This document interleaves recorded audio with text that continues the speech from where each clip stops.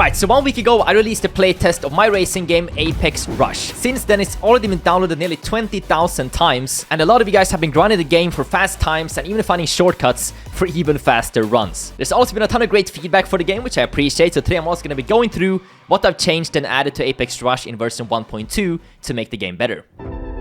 So 1 day after the game was released, I started a contest. $100 to whoever can set the fastest time without using any shortcuts and going through every single checkpoint. An additional $100 for the fastest time where you then could use any shortcuts and skips you could find on the map, which got very interesting. As well as $100 to whoever submitted the coolest clip. On day 1, I also released a quick hotfix just to improve some steering delay, as well as tweaking a few settings to improve the performance of the game. But before I show you what's new in the game, let's go and take a look at who set the fastest time. Just about an hour after the game came out, people were already getting some crazy times. You can see here 2:37 from Shadow, 2:38 from Ginger Shark, and you guys just kept on grinding, sharing the best times over and over again, and it was a lot of fun to actually follow this chat and see what you guys came up with. But eventually MadPie showed up with a 2:31.791. This ended up being the fastest run of the contest, so let's go and take a look at how he achieved this time. I think my best was like 2:39, so yeah, he's very fast. All right, here it is. So I believe he's using controller for this as well, because he's doing some very, very fine steering, as you can see, reaching 160 in the first 2 corners, which is insane. And you'll see throughout this run, he uses every single technique possible to gain speed, like landing sideways here to roll down to get some more speed. It flies through this, lands perfectly along the line, just goes right next to it. And yeah, you guys can actually use controller now, but I'll get into that a bit more later. And yeah, then just perfectly nails this gap right here. Bit of a wall tap, but yeah, doesn't lose any time. 33 seconds for the first checkpoint. Now, this is where people started using some really cool tactics. So, you'll notice that he slows down here and listens for that checkpoint sound, and instantly he respawns to that checkpoint. I can rewind for you guys. This is what a lot of you guys started doing. So, as soon as you hear that sound, you just respawn back, and yeah, you can just keep on going. Now, it's a visual bug that it just says checkpoint 1 up in the corner still, but yeah, as you can see, he hits 290 here in the tunnel, just going straight, using the wall steer to eventually land checkpoint 3, which will mess up the text up in the corner. I didn't really take into account that people are going to be using these strats, so yeah, that is why the checkpoint text, looks a bit weird. And I believe it does a skip here as well. He chose not to go through the rings, but instead go below it to save time. Of course, less air time means more track time, so you'll go through the track faster. He actually rides against the wall here to get a lot of speed. Reaches 300 there before he jumps into the loop, which is the fastest I've seen so far. And then he just goes perfectly around the loop and nails these 2 jumps here. And then up here, I kind of expected more people to jump to the checkpoint and then just instantly respawn like they did previously. But yeah, he just managed to get up there super clean. And yeah, just keeps on going. Maybe that gained more speed, I'm not really sure. But yeah, definitely seemed to work for him. As you can see, he just keeps on holding full gas here.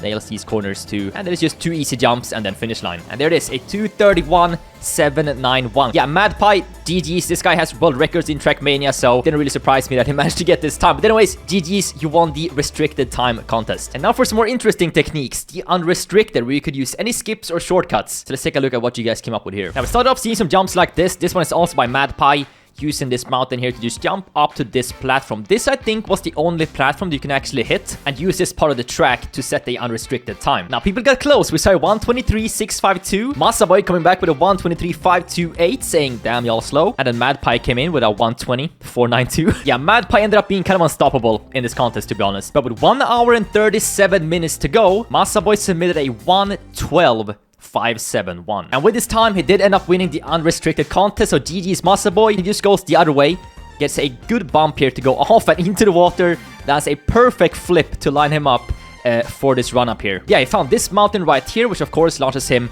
to the same track piece as MadPie and a bunch of other people. Yeah, Masaboy just ended up getting the fastest time. Of course, he's gonna run the track now as usual, all the way to the finish line without any fails. And he sets the fastest time that I've seen so far, a 1:12.571. Now, there was a lot of cool clips submitted for sure. It's actually gonna be quite hard to pick a winner. We have so many cool clips right here. This one, for example, by Night Rip. This was the first clip submitted, and a bunch of people also had clips on this spot, because you could get some pretty funny spins and flips going off of those rings. This one by Zonix. This one is probably the most satisfying one. Lands there, get a bump into a perfect double kickflip with the car to land it. Super, super smooth, and yeah, just keeps on going like nothing ever happened. This one was sent by Pipe, something like that, and he's gonna hit the edge right here in super slow motion and just managed to dodge the last ring to land super slow-mo here and just continue going down. Also a very, very satisfying clip, especially in slow motion. Gaming Legend 980 hit this clip right here, which is perfectly synced with the drop of the song on his landing.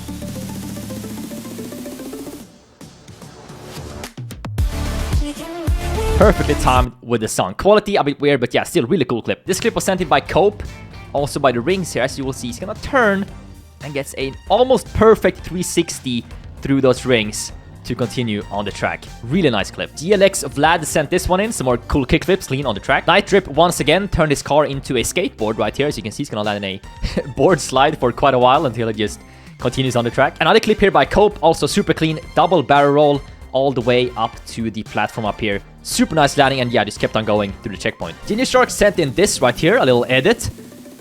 Goes through the rings. On the drop, changes to nighttime in the Thunder version. Then here's the jump over here. We have the lightning going on in the background. This clip was sent in by Shadow, who is a really good GTA 5 stunter. He jumps off of the mountain right here and actually gets a precision stunt through the spinning pipe. And yeah, eventually manages to land his car in here as well. There was a bunch of other cool clips submitted as well, but I think I'm gonna give it to Zonix. I don't know, there's something about this barrel roll right here, getting a bit of an unlucky landing and then just keep on going with it. It was so hard to pick a winner for this one, but yeah, I just thought that this one was super satisfying and clean. Now, to start, there was quite a few people who thought the game was a bit too hard. Now, while I had made the game purposefully challenging, I might have overdone it a little bit. You know, obviously, I've been playing the game for the past 2 months, so I've gotten really used to it. So I've actually done some tuning to the handling, and I also made a bunch of changes in the game to help with performance and FPS on all PCs. So yeah, here's some of the changes that I've made for version 1.2, which is out now. Like I said, I continue to tweak the steering rise and fall rate, which basically determines how fast the wheels can turn, and then go back to a resting position. I also made some minor changes to the cornering stiffness to help with turning both at low and high speeds. So if you struggled with the first couple of jumps, it should now be a lot easier, as you don't really have to take the corner with a perfect apex and full speed to make those first 2 jumps. I fixed a bug where if you respawn before crossing the starting line, you just end up in the bottom of the ocean. But yeah, now when you respawn, you just go back to the start. I added a respawn layer to the water, so now if you fall off into the water, it's gonna play a little splash sound, and then just take you back to the last checkpoint that you crossed. I also ended up adding another checkpoint once you cross the ramp transition jump through the rings. Some people found this section a bit too long from one checkpoint to another, so now it should help with completing the map maybe a bit easier. If you fell out of the loop after crossing the first person trigger box and then respawn back, it will actually keep you in first person,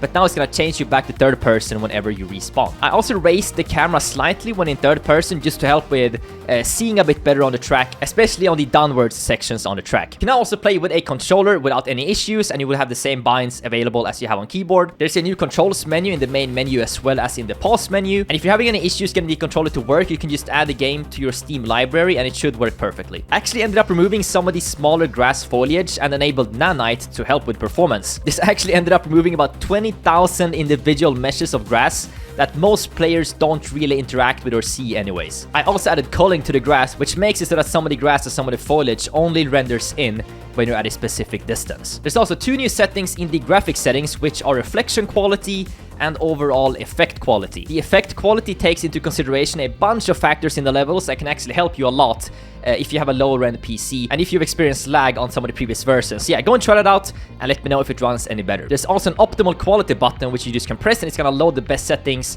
for your PC. So yeah, you can also try that out. You can now also click the save settings button, which is gonna save all of the graphic settings throughout all the levels, and it's also gonna save the settings even if you exit the game. Now overall with these new graphic settings, I was able to achieve about 170 FPS with some of the lower settings selected and about 100 FPS with some of the higher settings. In the pause menu, you can now also access the graphic settings and also see the controls. I also threw in some decals of some tire skid marks in a couple of corners, just to add some detail and also preview how it's gonna look once I add skid marks from my car. I also saw some people commenting about the car. Yes, it is of course inspired by the Envision 74. Some were under the impression that I had claimed that I designed the car as an original, which if you guys have watched the series from the start, I mentioned then that it's very heavily inspired by that car. Then of course my model was upgraded into the version that 7HC made that has a lot of custom tuning and bodywork done to it. So yeah, I just wanted to clear it up if there was any confusion with that. Now, there's still things I have written down here that I want to fix, but I think that is pretty good for a week 1 update, adding all of those things. And yeah, I think the game is gonna run a lot better now and it should also be a bit easier. Now, with the interest that you guys have all shown, I definitely want to keep working on this game, adding more levels, more cars, challenges, achievements. I mean, the list goes on of what you could really add to this game. And then eventually release it as a full game, maybe on, say, Steam or even on consoles. But yeah, there's still a bit left to do before I can do that. Yeah, so version 1.2 is available right now over on itch.io. The link is, of course, down in the description. I also want to say big thank you to everybody who actually chose to pay for the game. Obviously, it's not needed at all, but all the money will, of course, be invested back into the production, of the game. But that's gonna be it for today. Quite a long video, a lot of talking, but I just wanted to get you guys up to date on where I'm at right now. And go and try the new version, let me know what you think, and I'll catch you guys later. Take care.